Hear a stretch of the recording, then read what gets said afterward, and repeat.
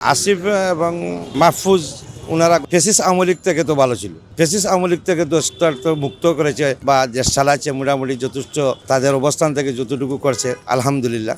আসিফ এবং মাহফুজ ওনারা গতকালকে পদত্যাগ করেছে আমরা দেখেছি।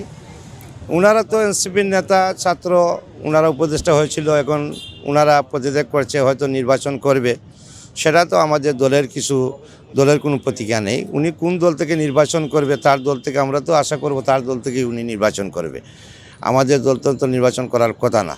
তো উনি যদি নির্বাচন করে ওনার অবস্থান থেকে না, এটা গুঞ্জন হতে পারে। এটা আমাদের দলের কোনো সিদ্ধান্ত না। আমাদের দলের সিদ্ধান্ত যেগুলো ওগুলো তো আপনারাই জানেন, আপনাদের মাধ্যমে ঘোষণা হয়ে গেছে। আমাদের দল থেকে ওনারা নির্বাচন করবে বলে আমরা এখন পর্যন্ত দল থেকে কোনো সিগন্যালও পেই না, এখনও কোনো সম্মত পাই। ওইটা তো উনি মনে করছে যে আমি উপদেষ্টা ছিলাম, এতদিন উপদেষ্টার বেনিফিট নিচ্ছি, এখন যেহেতু নির্বাচন হয়ে যাবে, আমার পদ চলে যাবে, এখন যদি জনগণের কাতারে যাই, যদি এমপি হয়ে যাই, তা আবার ইন্টারেস্টি হতে পারবো, গাড়ি গুড়ি পাবো।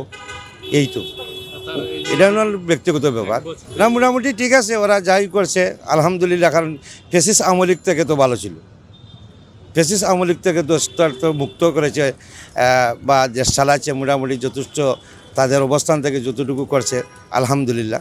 তবে আমরা আশা করব সামনে যে নির্বাচন, আজকে তফসিল ঘোষণা হবে, সেই নির্বাচন যেন সুষ্ঠুভাবে ফেয়ার নির্বাচন হয়। আর ফেয়ার নির্বাচনের মাধ্যমে একটি দল যাতে সরকার গঠন করে এবং দেশটা যেন সুন্দরভাবে চলে। এবং আজকে আপনার মাধ্যমে আমি সিলেট থেকে এসেছি, আমি বিশ্বনাথ থানা বিএনপির সদস্য। আমি এখানে আসার একটি কারণ হলো যে আমাদের নেত্রী এখানে দীর্ঘদিন ধরে অসুস্থভাবে আছে।